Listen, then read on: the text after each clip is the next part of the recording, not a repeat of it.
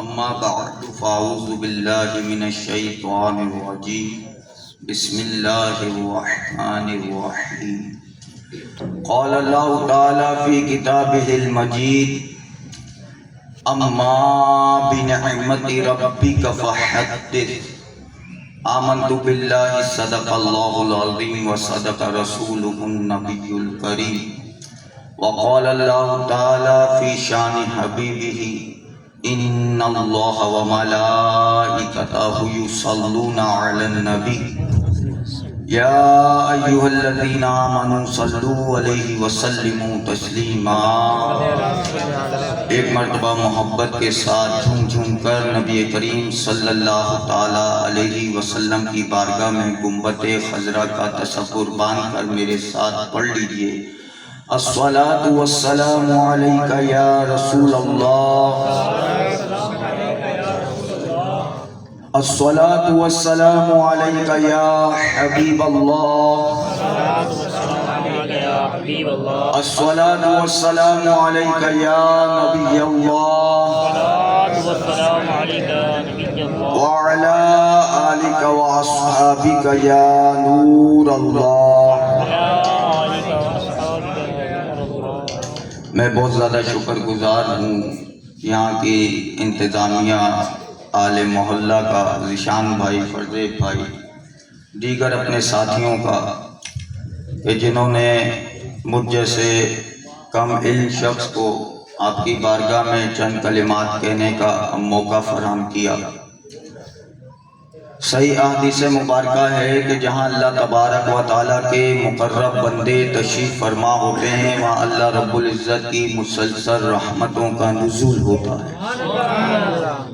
اسی لیے ہمارے علماء کرام نے ارشاد فرمایا کہ نوافل پڑھنے سے زیادہ علم دین کی محفل میں جو ہے وہ شرکت کی جائے، کیونکہ اگر وہ بغیر علم کے نوافل کی کثرت کرے گا تو شیطان کے وساوس سے بچنا اس کے لیے ممکن نہیں، اور اگر وہ کسی بیان میں بیٹھ کر کسی عالم دین کا بیان سنے گا تو انشاءاللہ علم کے ذریعے سے وہ شیطان پر سخت ہو جائے گا، کیونکہ آپ جانتے ہیں کہ شیطان جو ہے وہ بہت بڑا عالم ہے، اور جب کسی شخص کے دل میں وسوسہ ڈالتا ہے تو اس کی ذہنی سطح پر اتر کر ڈالتا ہے۔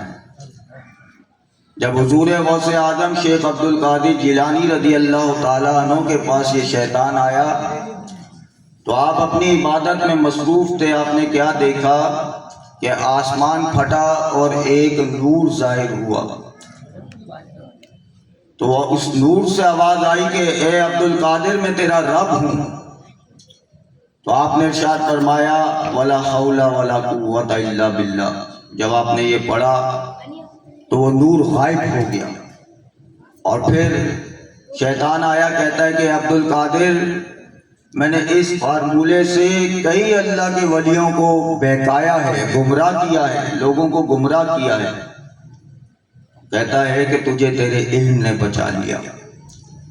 تو آپ نے ارشاد فرمایا بدبخت جاتے جاتے بھی مجھے دھوکہ دے کر جاتا ہے، مجھے میرے علم نے نہیں مجھے میرے رب کے کرم نے بچا لیا۔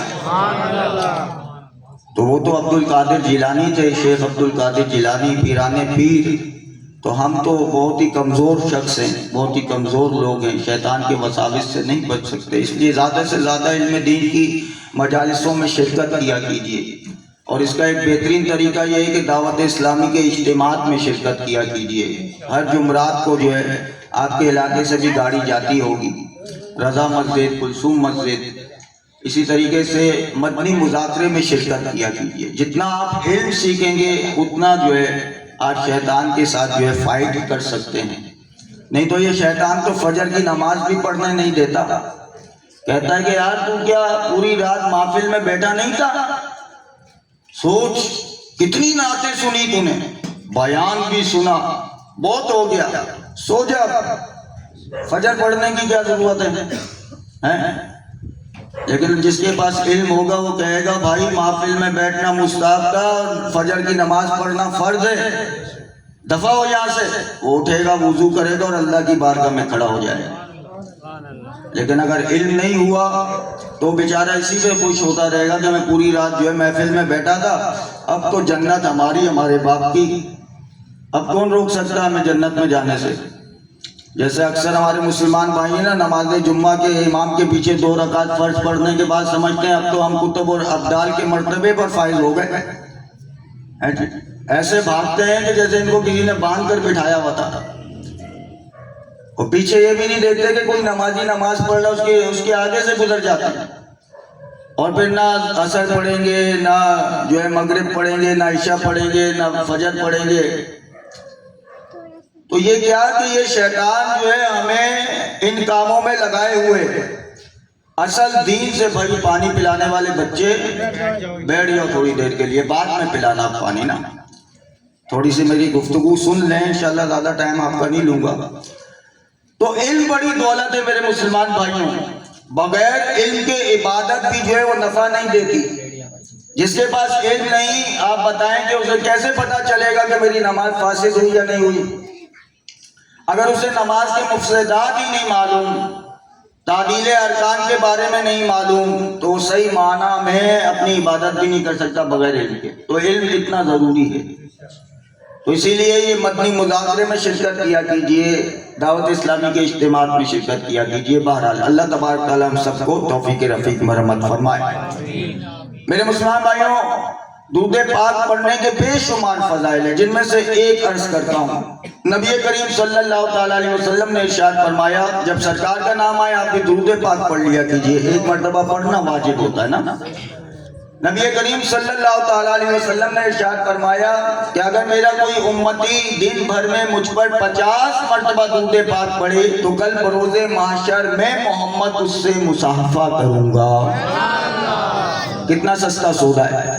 اگر کوئی کہے کہ بھائی 1 روپیہ لگا تجھے 100 روپے ملیں گے، کہے گا میرا 1000 لگا تاکہ مجھے زیادہ ملے۔ یہاں پر نبی کریم صلی اللہ تعالیٰ علیہ وسلم ارشاد فرما رہے ہیں کہ جو 50 مرتبہ دن بھر میں درود پاک پڑھ لے گا تو میں محمد صلی اللہ تعالیٰ علیہ وسلم فرماتے ہیں کہ میں اس سے مصافحہ کروں گا۔ کتنی بڑی سعادت ہے۔ آج کسی عالم، کسی مفتی سے، کسی پیر صاحب سے ہاتھ ملانے کے لیے ہم کیسی لائنیں لگاتے ہیں۔ سوچیں کہ وہاں نبی کریم صلی اللہ تعالی وسلم کا ہاتھ ہمارے ہاتھ میں آ گیا تو اور کیا چاہیے۔ تو اس لیے درود پاک کی کثرت کریں، اور ربیع الاول کا مہینہ ہے، اس میں تو بطور خاص ہمیں درود پاک کے گجرے جو ہیں وہ نبی کریم صلی اللہ علیہ وسلم کی بارگاہ میں پیش کرنے چاہیے۔ اب ہر بندہ اپنے آپ سے سوال کرے، ہاتھ کوئی نہ کھڑا کرے کہ میں نے پورے اس مہینے میں کتنا درود پاک پڑھا، فیصلہ خود ہو جائے گا۔ کیونکہ جو جس سے جتنی محبت کرتا ہے اس کا ذکر اتنا ہی کرتا ہے۔ پتہ چل جائے گا کہ مجھے اپنے پیارے آقا صلی اللہ تعالی وسلم سے کتنی محبت ہے۔ اپنا امتحان ہم خود لے سکتے ہیں۔ کسی لڑکے کو لڑکی سے محبت ہو جائے تو دن میں 36 مرتبہ اس کا نام لے گا، اور اگر اس کا میسج آ جائے تو نہ جانے کتنی بار تو اس کو کھول کے دیکھے گا۔ حالانکہ یہ تو گناہ ہے، لیکن ایک مثال دینے مقصود ہے۔ تو جس کو جس سے جتنی محبت ہوتی ہے وہ اس کا ذکر بھی، بولیں ناراض ہو گئے کیا؟ ناراض تو نہیں ہوئے؟ باتیں کڑوی تو نہیں ہیں؟ بات آپ کے فائدے کی ہے۔ تھوڑی بہت کڑوی اگر ہو تو ڈاکٹر کی دوائی بھی کڑوی ہوتی ہے، اگر کھا لیں تو مرض ٹھیک ہو جاتا ہے کہ نہیں؟ تو ہم عالم دین ہیں، ہم آپ کو دھوکے میں تو نہیں رکھیں گے۔ ہم یہ نہیں کہیں گے کہ آپ پوری رات محفل نعت میں بیٹھے، ماشاءاللہ محفل آپ نے سجائی، اتنا ساؤنڈ لگایا، اتنا سب کچھ کیا ہے، اب فجر میں سوتے رہیں تو بتائیں کامیابی ہوگی یا ناکامی ہوگی؟ سرکار فرماتے ہیں کہ نماز میری آنکھوں کی ٹھنڈک ہے، اور معراج پر گئے تو ہمارے لیے تحفہ کیا لے کر آئے؟ حضرت موسیٰ علیہ السلام ملے تھے، کہتے ہیں کہ یا رسول اللہ یہ 50 نمازیں نہیں پڑھیں گے۔ بار بار کمی ہوتی رہی، 5 رہ گئی، فرمایا یا رسول اللہ یہ 5 بھی نہیں پڑھیں گے۔ ایک نبی اس ٹائم پر جو ہے نا یہ غیب کی خبر دے رہے ہیں، لوگ کہتے ہیں نبی کو غیب کی خبر نہیں، نبی کو غیب کا علم نہیں، اور کہتے ہیں کہ قبر والوں سے کیوں مانگتے ہو؟ میں نے کہا یہ قبر والے ہی تو تھے کہ جن کی وجہ سے 50 سے 5 ہوئی ہیں، ورنہ 50 پڑھو نا۔ قبر والے کی اگر نہیں مانتے، قبر والے کا وسیلہ نہیں مانتے تو یا موسیٰ علیہ السلام کون تھے؟ قبر والے تو تھے کہ نہیں تھے؟ تو قبر والوں کی وجہ سے تو 50 سے 5 ہوئی تھی. تو اگر قبر والوں کا وسیلہ نہیں مانتے تو پھر 50 نمازیں پڑھو. تو سرکار نے ہمیں تحفہ لا کر دیا. کتنی بری بات ہے کہ اگر کوئی ہمیں تحفہ دے اور ہم جو اس کی قدر نہ کریں. بری بات ہے کہ نہیں؟ ہم اچھے امتی ہیں یا برے امتی؟ اچھے امتی بننا چاہیے نا. جیسے مثال کے طور پہ فجر میں ہماری مسجدیں خالی ہوتی، ایک صف بھی پوری نہیں ہوتی ہے نا. تو اس طرف بھی تھوڑی سی توجہ دینی چاہیے. اللہ تبارک و تعالی ہم سب کو 5 وقتہ نماز پڑھنے کی بھی توفیق رفیق مرحمت فرمائے. سرکار کے عاشق تو ایسے ہی ہوتے ہیں نا، وہ تو کہتے ہیں ادا پڑھیں گے قضا نہیں پڑھیں گے. حضرت علی کرم اللہ وجہ الکریم کی گود ہے اور نبی کریم صلی اللہ تعالی علیہ وسلم کا سر انور ہے. وہ شیر خدا جنہوں نے قلعہ خیبر کا دروازہ اپنے ہاتھوں پر اٹھا لیا. وہ قلعہ خیبر کا دروازہ کہ 80 صحابہ بعد میں اسے ہلاتے تو ہلتا نہیں تھا. وہ فاتح خیبر، وہ اللہ کے شیر. فرماتے ہیں کہ علی اللہ کا بھی شیر ہے، اللہ کے رسول کا بھی شیر ہے. مرب آیا تھا نا مقابلے میں، کہتا تو جانتا نہیں کون ہوں؟ مرب ہوں مرب، میرے سامنے تو بڑے بڑے نہیں ٹکتے. فرمایا اگر تو مرب ہے تو سن، میری ماں نے بھی میرا نام حیدر کرار رکھا ہے. میں بھی حیدر کرار ہوں. انا اسد اللہ و رسول ہی، میں اللہ کا بھی شیر ہوں اور رسول کا بھی شیر ہوں. ہمت ہے تو سامنے آیا. جیسے ہی وہ سامنے آیا، آپ نے اپنی تلوار ذوالفقار اپنے ہاتھوں میں لی. ایک بار کیا، اس کو اور اس کے گھوڑے کو 2 ٹکڑوں میں بانٹ کے رکھ دیا اور قلعہ خیبر کا دروازہ الٹے ہاتھ سے 2 جھٹکے دی. اللہ اکبر کی صدا لگا کر اپنے ہاتھوں پر اٹھا لیا. یہ شیر خدا. اب ایک طرف اللہ کا فرض ہے، ایک طرف رسول کی نیند ہے صلی اللہ علیہ وسلم. کبھی انسان ایسے معاملے میں پھنس جائے، ایک طرف اس کے بیٹا ہے، ایک طرف اس کا باپ ہے، کس کی جان بچاؤں؟ کیسا وہ سین ہوگا، کیسی کیفیت ہوگی دل کی. بیٹے کو بچاؤں تو باپ جاتا ہے، باپ کو بچاؤں تو بیٹا جاتا ہے. کشمکش میں مبتلا ہو جائے گا. تو حضرت علی کرم اللہ وجہ الکریم شیر خدا رونے لگ گئے. کیا خوبصورت آنسو تھے وہ، بہتے تو علی کی آنکھ سے تھے، گرتے بدوہا کے چہرے والے پر تھے. ہمارے آنسو گرتے ہیں تو کپڑوں میں لگتے ہیں یا مٹی میں گر جاتے ہیں. وہ آنسو بھی کتنے خوبصورت آنسو تھے. ایک حضرت علی کے آنسو تھے، ایک حضرت ابو بکر صدیق کے آنسو تھے، جنہوں نے آقا علیہ السلام کے بددعا کے چہرے کے بوسے لیے. سرکار کی آنکھ کھلی. فرمایا علی کیا بات ہے؟ یا رسول اللہ نماز عصر قضا ہو گئی. فرمایا علی ادا پڑھنا چاہتے ہو یا قضا پڑھنا چاہتے ہو؟ سنو نبی کے عاشق کیا کہتے ہیں. کہتے ہیں یا رسول اللہ آپ کا غلام ہوں اور آپ کے غلام ادا ہی پڑھتے ہیں، قضا نہیں پڑھتے. 70,000 فرشتے سورج کو لے کر نیچے اترتے ہیں اور 70,000 فرشتے سورج کو لے کر اوپر چڑھتے ہیں. 70,000 فرشتوں کی طاقت کا علم ہے آپ کو؟ صرف جبرائیل علیہ السلام کی طاقت دیکھ لیں تو ایک پر مارتے ہیں تو سدرہ سے زمین پر آ جاتے ہیں. اور سدرہ کہاں ہے؟ 7 آسمانوں کے اوپر. ایک آسمان سے دوسرے آسمان تک جانے کے لیے علماء ارشاد فرماتے ہیں کہ تیز رفتار گھوڑا 500 سال تک دوڑتا رہے تو پھر دوسرا آسمان آتا ہے. 500 سال تک. اللہ نے فرمایا کہ جبرائیل کہاں ہے؟ کہا ہے بیا مالک و مولا سدرہ پر ہوں، تیری عبادت کر رہا ہوں. فرمایا چھوڑ دے میری عبادت. میرے یوسف کو اس کے بھائیوں نے کنویں میں پھینکا ہے. میرے یوسف کے گرنے سے پہلے جا اور میرے یوسف کو اپنی آغوش میں لے. وہ سدرہ پر ہیں. اگر آپ کنویں میں یا اوپر سے کوئی چیز پھینکیں تو کتنے سیکنڈز میں نیچے آئے گی؟ اور یہ جبرائیل علیہ السلام کی اس ایک فرشتے کی طاقت کا عالم ہے کہ وہاں سے ابھی وہ گرنے بھی نہیں پائے تھے کہ حضرت یوسف علیہ السلام کو اپنی آغوش میں لے لیا. اور 70,000 فرشتے اگر مل جائیں تو ان کی طاقت کا عالم کیا ہوگا؟ ان کی طاقت کا عالم کیا ہوگا؟ لیکن اللہ تبارک و تعالیٰ نے تمام لوگوں سے زیادہ طاقت اپنے محبوب کو عطا فرمائی ہے. ارے 70,000 فرشتوں کی طاقت ایک طرف، میرے نبی کی انگلی کا اشارہ ایک طرف. صرف انگلی کا اشارہ، پوری طاقت نہیں، صرف انگلی کا اشارہ کیا، گیا ہوا سورج دوبارہ پلٹا دیا اور پھر اثر ہو گیا. یہ آپ کے میرے نبی کی شان ہے. آپ کی امی جان ارشاد فرماتی ہیں، اللہ فرماتا ہے اما بنعمت ربک فحدث، اور اپنے رب کی نعمتوں کا خوب چرچا کرو. اے اللہ تیری نعمت کون ہے؟ فرمایا میرے محبوب سے زیادہ نعمت اور کون سی ہوگی؟ جن کے صدقے تمہیں ایمان ملا، قرآن ملا، رمضان ملا، شب قدر ملی اور رب کا پتہ ملا، ان سے بڑی نعمت اور کون سی؟ کہیں پر فرماتا ہے قل بفضل اللہ وبرحمتہ فبذلک فلیفرحوا. قل، اے محبوب آپ فرما دیجئے نا. یہ اعلیٰ حضرت کا ترجمہ ہے. لوگوں نے لکھا ہے، حالانکہ قل کا ترجمہ ہوتا ہے کہ تم کہہ دو. عربی میں اگر کسی کو کہیں قل، اس کا مطلب تم کہہ دو. لیکن اعلیٰ حضرت تو عشق و محبت، عشق و محبت، اعلیٰ حضرت، اعلیٰ. کنز الایمان پڑھ کے تو ایمان تازہ ہوتا ہے. اعلیٰ حضرت ترجمہ کرتے ہیں قل کا، قاف لام زبر، کاف لام پیش، قل. اس کا ترجمہ کرتے ہیں کہ اے محبوب آپ فرما دیجئے نا. کیا اللہ تعالیٰ خود نہیں ارشاد فرما سکتا؟ لیکن وہ چاہتا ہے کہ بات میری ہو، زبان میرے محبوب کی ہو.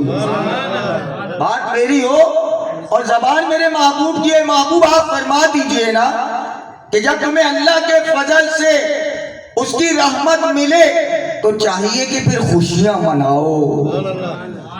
پھر مسجدوں کو تالے مت لگا دینا، مسجدوں کو ویران مت کر دینا، گھروں کو سونا مت کر دینا. آمد مصطفیٰ ہے، پھر خوشیاں منانا. یا مالک مولا تیری رحمت کون ہے؟ اللہ نے فرمایا کیا تم نہیں پڑھتے وَمَا أَرْسَلْنَاكَ إِلَّا رَحْمَةً لِّلْعَالَمِينَ؟ وہی تو رحمت ہے جس کو تمام جہانوں کے لیے ہم نے رحمت بنا کر بھیجا. اپنے لیے فرماتا ہے الحمدللہ رب العالمین، میں تمام جہانوں کا پرورش کرنے والا ہوں. اور اپنے محبوب کے لیے فرمایا وَمَا أَرْسَلْنَاكَ إِلَّا رَحْمَةً لِّلْعَالَمِينَ. یہ تمام عالمین کے لیے، عالمین یہ جمع کا صیغہ ہے، اس میں تمام عالم آ جاتے ہیں. 80,000 جہان فقہ نے لکھے، مفسرین نے لکھے. ان تمام کا جو ہے اللہ پرورش کرنے والا ہے اور اللہ کے رسول ان کے لیے رحمت ہے. تو میرے مسلمان بھائیوں، جب نبی کریم صلی اللہ تعالیٰ علیہ وسلم حضرت عبداللہ رضی اللہ تعالیٰ عنہ کے پیشانی میں چمکے اور اس کے بعد جو ہے حضرت بی بی آمنہ رضی اللہ تعالیٰ عنہ کے شگم اطہر میں آئے، تو آپ کی امی جان، آپ تمام کائنات کی جان ہے نا، تو آپ کی بھی تو کوئی جان ہے، وہ ہے آپ کی امی جان. حضرت بی بی آمنہ رضی اللہ تعالیٰ عنہ ارشاد فرماتی ہیں کہ جب سرکار دو عالم صلی اللہ تعالیٰ علیہ وسلم میرے شگم اطہر میں آئے تو میں جس پتھر پر پاؤں رکھتی تھی وہ پتھر نرم ہو جاتا تھا. اور جیسے عام عورتوں کو تکلیف وغیرہ ہوتی ہے نا بچے کے آنے کے بعد، بدبو وغیرہ ہوتی ہے، یا جو ہے ان کو کھٹا کھانے کو دل کرتا ہے، یا اور مٹیاں کھانے کو دل کرتا ہے، تو آپ کی امی جان ارشاد فرماتی ہیں کہ مجھے ایسی کوئی تکلیف نہ ہوئی، نہ ہی کچھ کھانے کو دل کرتا تھا. فرماتی ہیں مجھے کوئی بوجھ بھی محسوس نہ ہوتا تھا. جو دوسروں کے بوجھوں کو دور کرنے آ رہا ہو وہ اپنی والدہ کو کیسے جو ہے کسی تکلیف میں مبتلا کر سکتے. آقا علیہ السلام اپنی والدہ کو کس طریقے سے جو ہے نا کسی تکلیف میں مبتلا کر سکتے ہیں. فرماتی ہیں کہ میری خدمت کے لیے اما حوا رضی اللہ تعالیٰ عنہ آئیں، حضرت عیسیٰ کی والدہ آئیں اور دیگر خواتین آئیں. میں نے کہا کہ تم کون ہو؟ کہا کہ آمنہ ہم تیری خدمت کے لیے آئے ہیں، ہم تیری خدمت کے لیے آئے ہیں. اور فرماتی ہیں کہ ابھی نبی کریم صلی اللہ تعالیٰ علیہ وسلم 4 ماہ کے حمل کی شکل میں تھے کہ آپ کے والد کا سایہ اٹھ گیا، حضرت عبداللہ رضی اللہ تعالیٰ عنہ کا انتقال ہو گیا.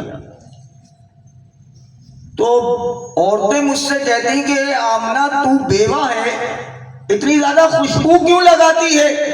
تجھے خوشبو نہیں لگانی چاہیے. تو آپ کی امی جان ارشاد فرماتی ہے کہ یقین جانو کہ میں کوئی خوشبو نہیں لگاتی، جب سے بچہ میرے شکم اتھر میں آیا ہے مجھ سے خوشبو آتی ہے، مجھ سے خوشبو آتی ہے۔ اور جب آقا علیہ الصلوۃ والسلام دنیا میں جلوہ گر ہوئے تو اللہ تبارک و تعالیٰ نے تمام آسمانوں کو ستاروں سے جگمگا دیا۔ اللہ تعالیٰ ستاروں سے آسمان جگمگاتا ہے، ہم ان لائٹوں سے اپنے گھر اور محلے اور گلیاں سجاتے ہیں، ہم اللہ کی سنت پر تو عمل کرتے ہیں۔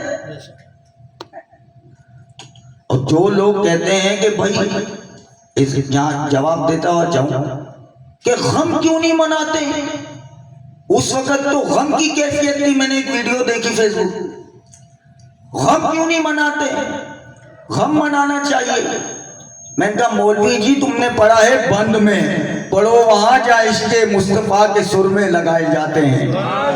عربی ہونے سے قرآن سمجھ نہیں آتا، قرآن سمجھنے کے لیے سینے میں عشق مصطفیٰ ہونا چاہیے۔ آپ ٹیوشن لو ہم سے، ہم تمہیں سکھاتے ہیں کہ شریعت نے 3 دن سے زیادہ کسی کو سوگ منانے کی اجازت ہی نہیں دی سوائے بیوی کے۔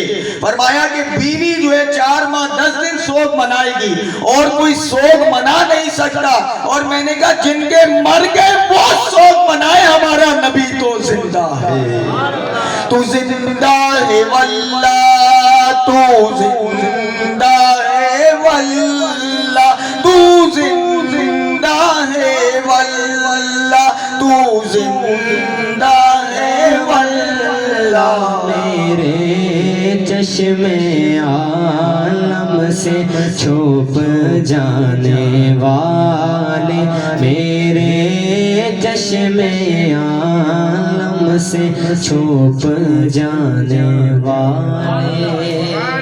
تو میرے مسلمان بھائی ہمارے نبی تو زندہ ہیں۔ کہتے نہیں 8 کو ہوتا ہے، 8 کو پیدائش کا دن ہے، میں نے کہا تو 8 کو منا لے، نہیں غم منانا چاہیے۔ میں نے کہا چل پھر ایسا کر تو غم منا، ہمیں خوشی منانے دے، کچھ کام تو بھی کر لے، ہمیں بھی کرنے دے۔ نثار تیری چہل پہل پر ہزاروں عیدیں ربیع الاول، سوائے ابلیس کے جہاں میں سبھی تو خوشیاں منا رہے ہیں۔ کہتے ہیں علمی بات کرو، میں نے کہا آجا علمی بات کرتے ہیں۔ لا دکھا قرآن میں کہا ہے کہ جب میرے نبی کی وصال ہوا تو اس دن جو ہے غم مناؤ۔ میں نے کہا خوشی کا ہم دکھاتے ہیں، اللہ فرماتا ہے قل بفضل اللہ وبرحمتہ فبذلک فلیفرحوا، خوشی کا ہم تمہیں بتاتے ہیں، غم کا تم دکھا دو۔ کوئی دکھا نہیں سکتے، قیامت تک نہیں دکھا سکتے، کیونکہ 3 دن سے زیادہ کوئی سوگ منا نہیں سکتا۔ بات سمجھا؟ تو یہ شیطانی وسوسے ہیں کسی کو جو ہے نا روکنے کے لیے، تو ہمارے پاس علم ہونا چاہیے سامنے والے کو جواب دینے کے لیے۔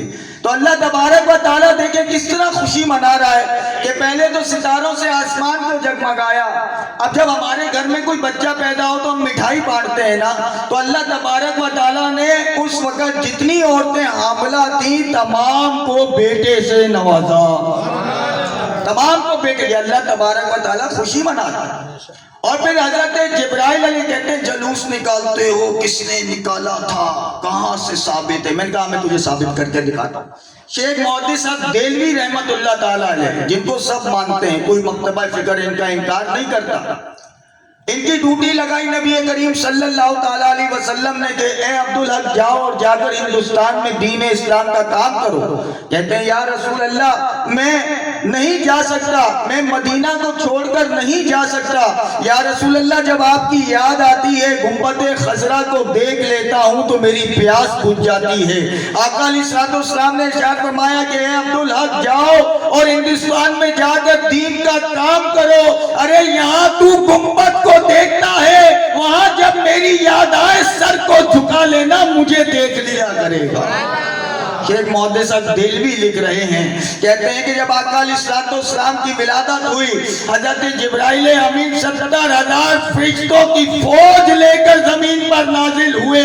آپ کے ہاتھ میں 3 جھنڈے تھے، ایک جھنڈا آپ نے بی بی آمنہ کے گھر پر لگایا، ایک جھنڈا آپ نے کعبۃ اللہ پر لگایا اور تیسرا جھنڈا بیت المقدس پر لگایا۔ یہ بتا دیا کہ سنو لوگوں، اے میرے نبی کے غلاموں سنو، جلوس نکالنا یہ بھی جبرائیل کی سنت، گھر پر جھنڈا لگانا یہ بھی جبرائیل کی سنت، مسجد پر جھنڈا لگانا یہ بھی जिब्राइल की सुन्नत, औलिया के मजार पर झंडा लगाना ये भी जिब्राइल की सुन्नत। 14 अगस्त का झंडा लगाते हैं तो तब एतराज नहीं होता, हम झंडा लगा ले तो बोले झंडा कहां से लगा लिया, झंडा कहां से साबित है? तो इसलिए मेरे मुसलमान भाइयों, खुशी मनानी चाहिए। हाँ, इतना जरूर है कि हम कहते हैं कि खुशी भी दायरे शरीयत में रहकर मनानी चाहिए। ये हम कहते हैं, अपने लोगों को हम समझाते हैं कि शरीयत के दायरे को फलांगना नहीं चाहिए, शरीयत के दायरे में रहकर ही खुशी मनानी चाहिए। तो मेरे मुसलमान भाइयों, अम्मा हलीमा, बीच बीच में से इशारे दे के बात करूंगा क्योंकि आपने सुन रखा होगा, जब बच्चे सारे हुए तो ये जो अरब में रिवाज था कि दाइयां जो बच्चों को दूध पिलाया करती थी, फिर इनके जो वालिदैन होते थे इनको खुश होकर इनाम इकराम भी दिया करते थे। तो अम्मा हलीमा बहुत गरीब थी, आपकी होटनी भी जो थी ना वो चलती नहीं थी, जैसे कि आपने सुन रखा है अक्सर मिलादुन नबी के जलसों में, वो पीछे रह जाती थी तो औरतें कहती थी कि तेरी ऊँटनी भी नहीं चलती और तेरे पस्तानों में दूध वगैरह भी नहीं, तो क्या बच्चे को दूध पिलाएगी और कैसे लेकर जाएगी। खैर वो आ गई। अब नबी करीम सल्लल्लाहु ताला अलैहि वसल्लम जो थे उनके वालिद नहीं थे। और आपको यहाँ पर एक बात ये भी बता दूं कि आका अलैहिस्सलाम को यतीम कहना ये भी गुस्ताखी है। आला हजरत फरमाते हैं कि वो यतीम नहीं, वो दुर्रे यतीम है। और दुर्रे यतीम का मतलब कि ऐसा मोती जो लाखों में एक हो। और इसको अभी मैं बयान करूंगा कि आपको अल्लाह तबारक व ताला ने आपके वालिद का साया क्यों उठाया, ये भी मैं बयान करता हूँ, बल्कि बयान करते हुए आगे चलता हूँ। अल्लाह तबारक व ताला को ये गवारा ही नहीं था कि महबूब जिस शिगम में तू रह चुका तेरे बाद फिर कोई और रहे। भाई मुमकिन था कि हज़रत अब्दुल्ला जिंदा रहते तो कोई ना कोई आपका भाई होता। फरमाया जिस शिगम में महबूब दूर रह चुका अब उसमें कोई और रहे, हमें गवारा ही नहीं, हमें गवारा नहीं। और फिर अगर भाई वगैरह होता तो बड़ा होके भैया भैया कहता, या बराबरी का कोई जो है ना दावा करता, तो अल्लाह तबारक व ताला को ये भी गवारा नहीं कि मेरे महबूब को कोई भाई कहे। आजकल आपने सुना होगा ना, बड़े भाई जितनी ताजीम करो ये मुंह और मसूर की दाल है, नबी भी हमारी तरह, ये सुना होगा। तो अल्लाह को ये भी गवारा ना हो। और नबी करीम सल्लल्लाहु ताला अलैहि वसल्लम के 3 बेटे नाबालगी में फौत हुए, आपको मालूम होगा। एक हजरत इब्राहिम, हजरत कासिम, हजरत तैयब। आपको क्यों जो है बड़ा नहीं होने दिया गया? क्योंकि हजरत याकूब अलैहिस्सलाम नबी थे, आपके बेटे हजरत यूसुफ अलैहिस्सलाम भी नबी थे, ठीक है। हजरत इब्राहिम अलैहिस्सलाम नबी थे, आपके बेटे हजरत इस्माइल अलैहिस्सलाम भी नबी थे। तो नबी करीम सल्लल्लाहु ताला अलैहि वसल्लम के बेटे बड़े होते तो ये नबूवत इधर मुंतकिल होती, लेकिन अल्लाह ने फरमाया कि महबूब हमने तो तुझे खातमुन नबिय्यीन बनाकर भेजा है, अरे ये ताज आगे मुंतकिल हो, हमें ये गवारा ही नहीं। तुझे दुर्रे यतीम करेंगे लेकिन ये ताज कहीं आगे मुंतकिल हो, ये गवारा नहीं करेंगे। ये ताज तो तेरे लिए है। चाहे जाए कि कोई काड़ा उठकर कहे मिर्जाई कि मैं नबी हूं, मैं कही मुंह और मसूर की दाल काड़े। इसका बेटा लिखता है मेरा बाप इतना सीधा था कि एक जेब में गुड़ रखता था, एक जेब में मट्टी का डेला, मट्टी के डेले से सिंजा करता था गुड़ चाटने के लिए। कहता मेरा बाप इतना सीधा था कि कभी कभी जो है पत्थर चाट लेता था, गुड़ से सिंजा कर लेता था। मैंने कहा जिसको गुड़ और पत्थर में तमीज ना हो वो उठकर कहे मैं नबी हूं। जिसको पाखाने में जो है मौत आए तो अपने बच्चों की घुट्टी में ये बात डालें कि आका अलैहिस्सलाम ने इरशाद फरमाया अना खातमुन नबिय्यीन ला नबिय्य बादी, मेरे बाद कोई नबी नहीं, मैं नबियों में सबसे आखिरी नबी हूं। आजकल आपको मालूम है कि प्ले स्टोर में अगर आप जाए ना तो कुरान मजीद ऐसे ऐसे मौजूद हैं कि जो कादियानियों ने जो है ना वो सॉफ्टवेयर करके उसमें डाल दिए, और जहाँ नबी करीम सल्लल्लाहु ताला अलैहि वसल्लम का नाम आए ना वहां पर जो है ना इन्होंने मिर्जा गुलाम अहमद कादियानी का नाम रखा। ये अपने आप को अहमदी कहते हैं, ये कादियानी, ये पलीत हैं, सुअर के पेशाब से ज्यादा पलीत हैं। बात समझ, ये अपने आप को अहमदी कहते हैं, हालांकि अहमदी ये नहीं, अहमदी तो हम है। आका अलैहिस्सलाम का एक नाम है अहमद, ایک غیر منصرف ہے، اس پہ کسرہ جو ہے نہیں آتی، تنوین بھی نہیں آتی. اکثر لوگ ہمارے اردو کی ٹانگیں توڑتے ہیں، کہتے ہیں احمد احمد. احمد نہیں ہے، اصل میں احمد. غیر منصرف ہے، بہت زیادہ تعریف کیا ہوا. تو احمدی تو اصل میں ہم ہیں. تو یہ لوگوں کو دھوکہ دیتے ہیں. ان کی عورتیں جو تبلیغ کرتی ہیں، گھروں میں جاتی ہیں، ٹھیک ہے، اور درس کرتی ہیں، اور ایمان جو ہے وہ برباد کرتی ہیں. کینیڈا کے ویزے دیے جاتے ہیں، اس کے ویزے دیے جاتے ہیں. تو اپنے بچوں کی گھٹی میں یہ بات ڈالیں. یاد رکھیں کہ جس طریقے سے یہ ماننا ضروری ہے کہ اللہ کے سوا کوئی عبادت کے لائق نہیں، اور حضرت محمد مصطفیٰ صلی اللہ تعالیٰ علیہ وسلم اللہ کے بندے اور اس کے رسول ہیں، اسی طریقے سے یہ ماننا بھی ضروری اور فرض ہے کہ آقا علیہ الصلوۃ والسلام آخری نبی ہیں. اس میں کوئی دو رائے معاف کیجیے گا، اس میں کوئی دو رائے نہیں ہے. ذرا سا بھی جھوٹ ہوا نا اس میں تو ایمان برباد ہو جائے گا، یاد رکھیے گا. تو اس لیے اب جو ہمارے نکاح خواہ ہیں نا، وہ تجدید ایمان آپ کو پتہ ہے دولہے سے کرواتے ہیں، معلوم ہے نا. آپ لوگوں بھی اگر شادی شدہ ہیں تو تجدید ایمان کروایا ہوگا. اب اس میں ایک چیز اور ایڈ کرتی ہے کہ یہ بھی بولو کہ حضور آخری نبی ہیں، یہ بھی ایڈ کر دیا گیا. اب جو ہے نا دولہے سے یہ بھی کہلوایا جاتا ہے، اور دلہن سے لڑکیاں جو ہے جو اسلامی بہن ہوگی وہ کہلوائی گئی کہ مانو کہ حضور آخری نبی ہیں، کیونکہ یہ فتنہ بہت زیادہ سر اٹھا رہا ہے.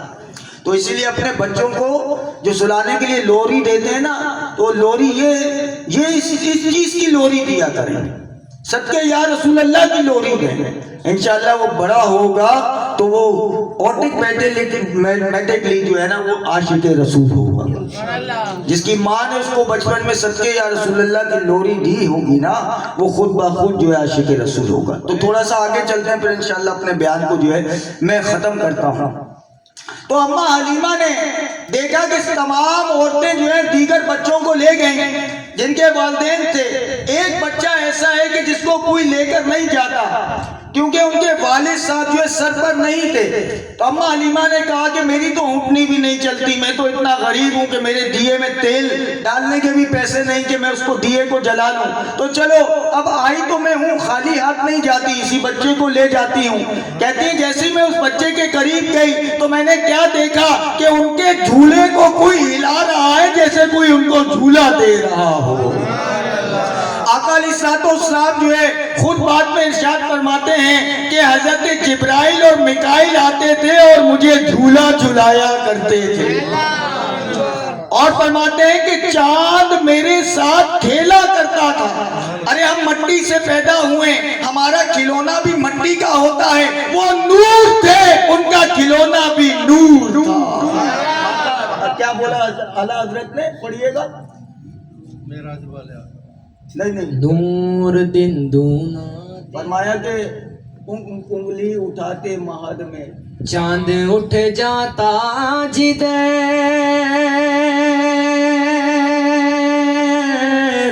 انگلی اٹھاتے مہد میں کیا ہی چلتا تھا اشاروں پر کھلونا نور کا، کیا ہی چلتا تھا اشاروں پر کھلونا نور کا.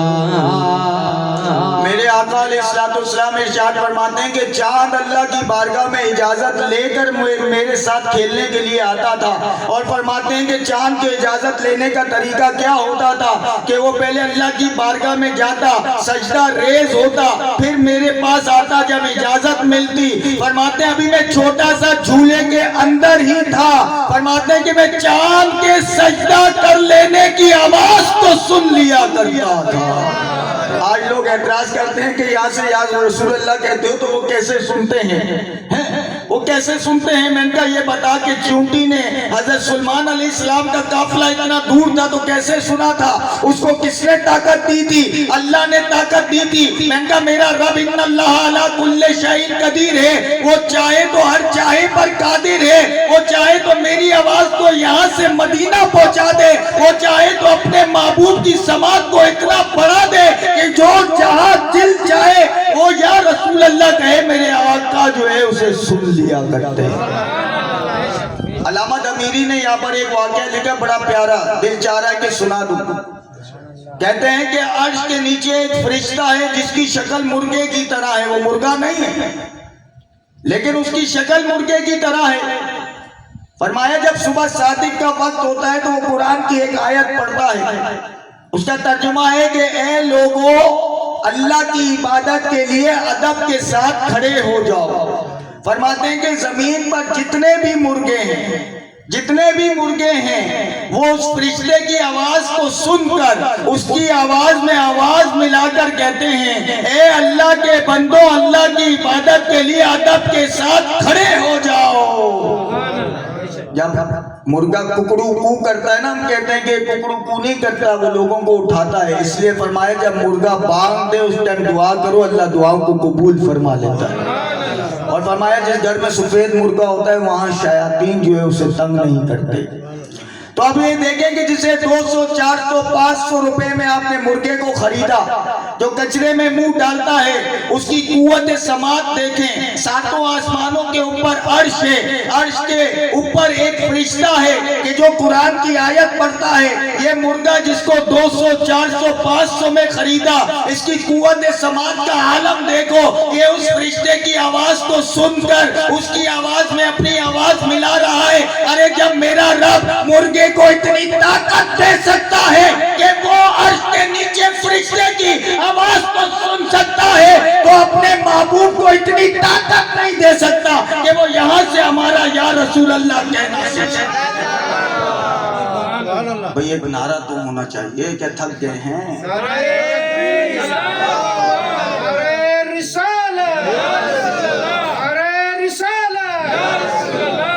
تو ہمارے نبی کریم صلی اللہ تعالیٰ علیہ وسلم کی یہ تو شان ہے، آپ کے خدمتگاروں کی بھی شان بڑی علیحدہ ہے۔ چاہے کوئی حضور غوث آدم کو پکارے تو غوث آدم بھی اس کی آواز کو سن سکتے ہیں۔ دلیل وہی ہے کہ اللہ تبارک و تعالیٰ جسے چاہے آپ کی آواز کو سنوا دے، جس کی چاہے قوت سماعت کو تیز کر دے۔ اب دیکھیں کہ اللہ تعالیٰ تو اپنے ولی کے بارے میں فرماتا ہے میں اس کی آنکھیں بن جاتا ہوں، اس کے کان بن جاتا ہوں، اس کے ہاتھ بن جاتا ہوں، اس کے پاؤں بن جاتا ہوں۔ امام راضی کہتے ہیں کہ پہلے اس کے کان نہیں تھے، اس کی آنکھیں نہیں تھی، یہ اللہ نے کیا فرمایا؟ فرمایا کہ میں اس کی آنکھوں میں ایسا نور داخل کرتا ہوں کہ اس نور کی بھی شان یہ ہوتی ہے سمیع القریب والبعید۔ فرمایا وہ یہاں سے وہاں دیکھتا ہے۔ کیسے دیکھتا ہے؟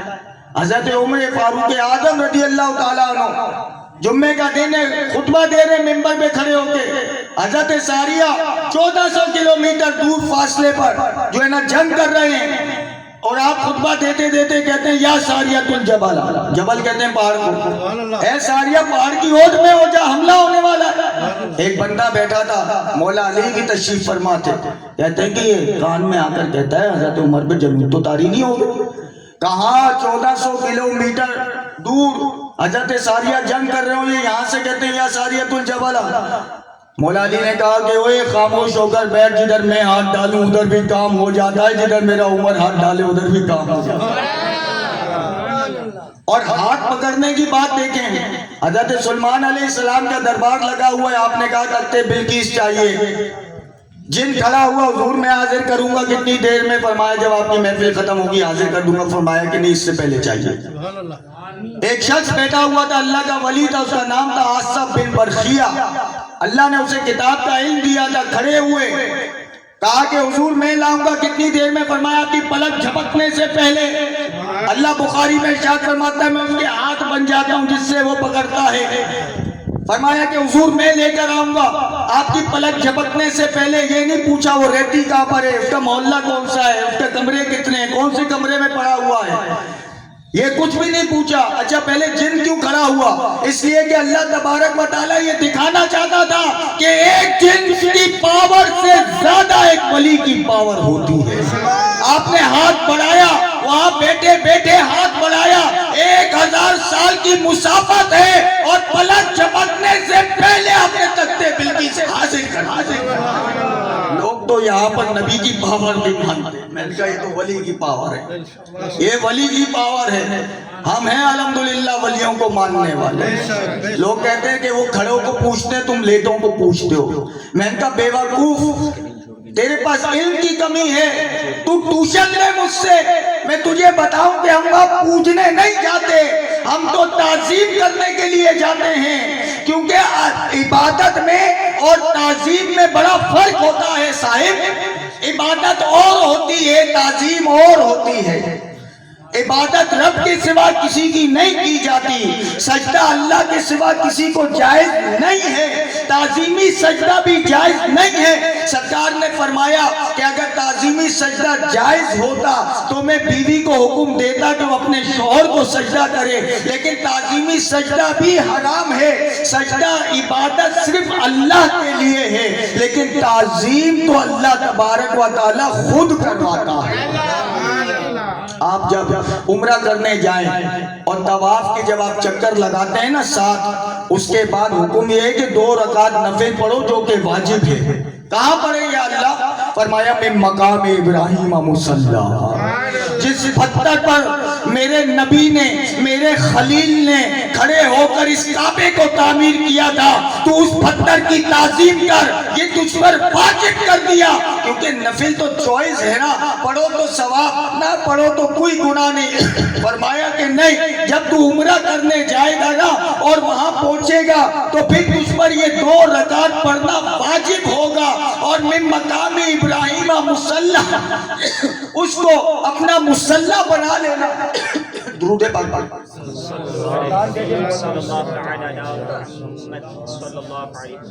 یہ ہوتا ہے شیطان کا کام، مداخلت کرنا کہ علم نہ سیکھیں لوگ۔ ایک بار اور پڑھیں درود پاک۔ فرمایا کہ پھر کیا ہوگا یا اللہ عز و جل؟ فرمایا کہ عبادت میری ہوگی، تعظیم اس پتھر کی ہوگی۔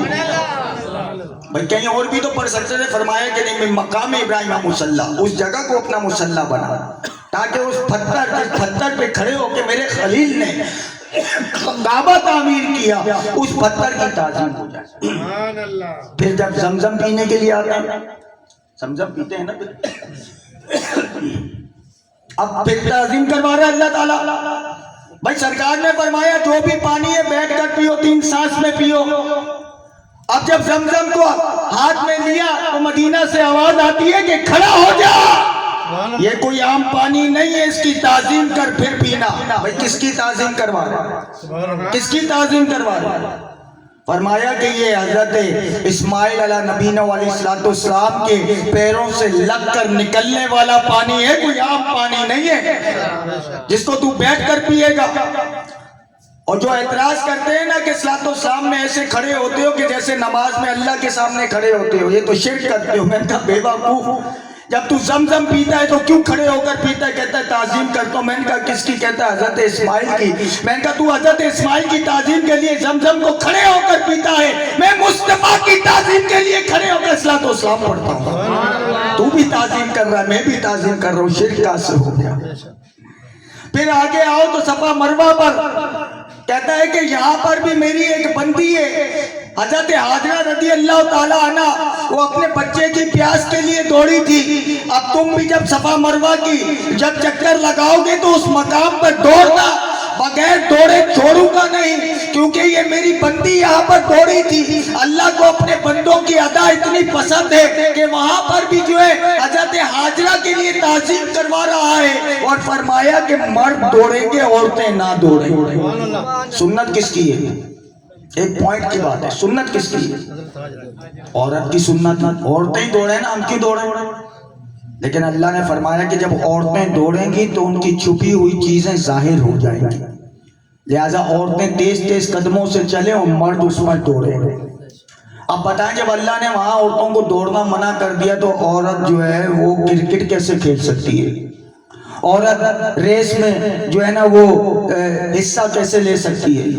عورت آج جو ہے وہ روڈوں پر موٹر سائیکل چلا رہی ہے تو موٹر سائیکل کیسے چلا سکتی ہے؟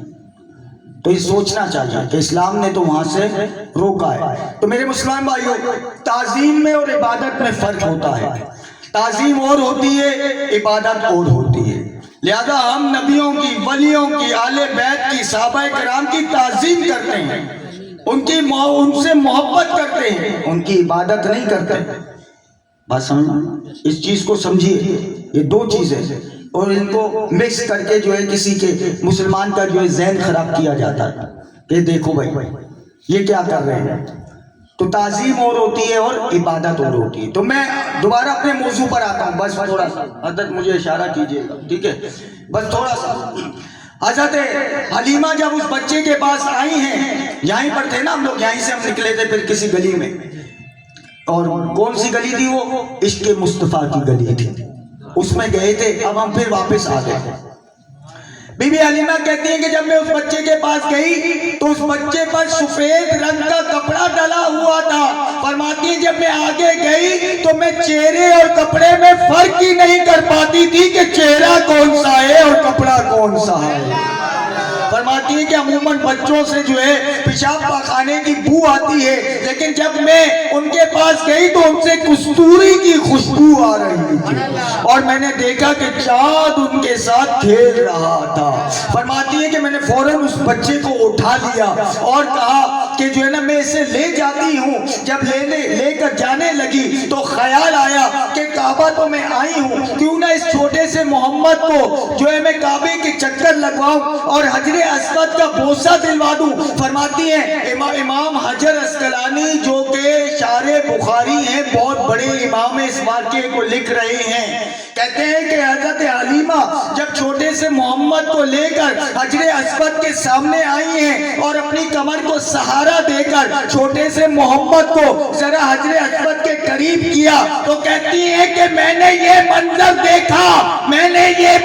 دیکھا کہ حجر اسود اپنے مقام سے باہر آیا اور سرکار کے لبوں کو چوم کر کے واپس چلا گیا۔ چوما ہے تجھ کو میرے مصطفیٰ نے، بھیجا ہے جنت سے تجھ کو خدا نے، اے حجر اسود تیرا مقدر، اللہ اکبر اللہ اکبر۔ پھر اللہ تبارک و تعالیٰ نے ارشاد فرمایا کہ حجر اسود ہم کسی کا احسان نہیں رکھتے، تو نے ایک مرتبہ میرے محمد کو چوما ہے، میں قیامت تک تجھے چمواتا رہوں گا۔ ارے جو چومنے کو جائز کہتے ہیں وہ بھی چومیں گے، جو ناجائز کہتے ہیں وہ بھی قطار لگا کر چومیں گے۔ جو بھی عمرہ کرنے جائے نا تو جب تک جو ہے حجر اسود کو نہ چومے تو طواف شروع نہیں ہوتا۔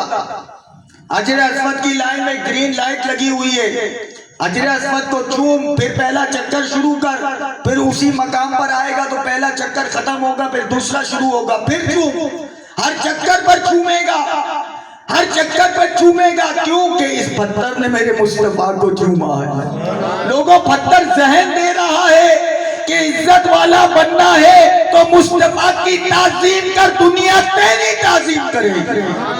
آج جو ہماری تعظیم ہوتی ہے وہ مصطفیٰ صلی اللہ تعالی علیہ وسلم کے صدقے میں ہوتی ہے۔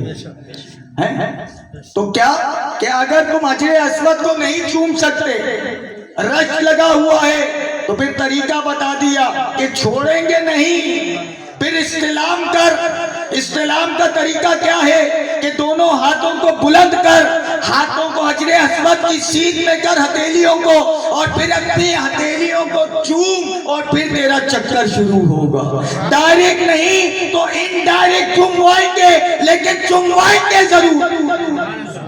ہم سرکار کا نام سن کر انگوٹھے چومے تو کہتے ہیں شرک ہو گیا، وہاں جا کر پتھر کو چومنے کے لیے لائنوں میں لگے رہتے، دھکے دیتے ہیں۔ وہ چومنے پہ تمہارا شرک نہیں ہوتا، تو بچے کو چومے تو شرک نہیں ہوتا، ہم نبی کا نام چومے تو کہتا ہے شرک ہو گیا۔ سبحان اللہ۔ میں نے کہا بیٹا تو نے پڑھا ہے بند میں، تجھے میں وہاں پڑھاتا ہوں جہاں آنکھوں میں اس کے مصطفیٰ کے سرمے لگائے جاتے ہیں، پھر قرآن سمجھ میں آتا ہے، پھر قرآن سمجھ میں آتا ہے۔ تو اس لیے میرے مسلمان بھائیوں باتیں تو اور بھی بہت ساری ہیں، لیکن چونکہ اب کافی وقت بھی ہو گیا ہے، لائٹ بھی جانے والی ہے اور پھر لنگر بھی تو کھانا ہے کہ بھوک بھی لگتی ہے، تو انشاءاللہ پھر کبھی آپ کی بارگاہ میں حاضری ہوئی تو انشاءاللہ تھوڑا لمبا ٹائم دیجیے گا تو بہت ساری باتیں انشاءاللہ آپ کے گوش گزار کریں گے۔ اللہ تبارک و تعالیٰ سے دعا ہے کہ جو کچھ بھی سنا اس پر ہمیں عمل کرنے اور اپنے نبی کریم صلی اللہ تعالیٰ علیہ وسلم سے سچی پکی محبت کرنے کی توفیق رفیق مرحمت فرمائے، آمین بجائے نبی الامین صلی اللہ تعالیٰ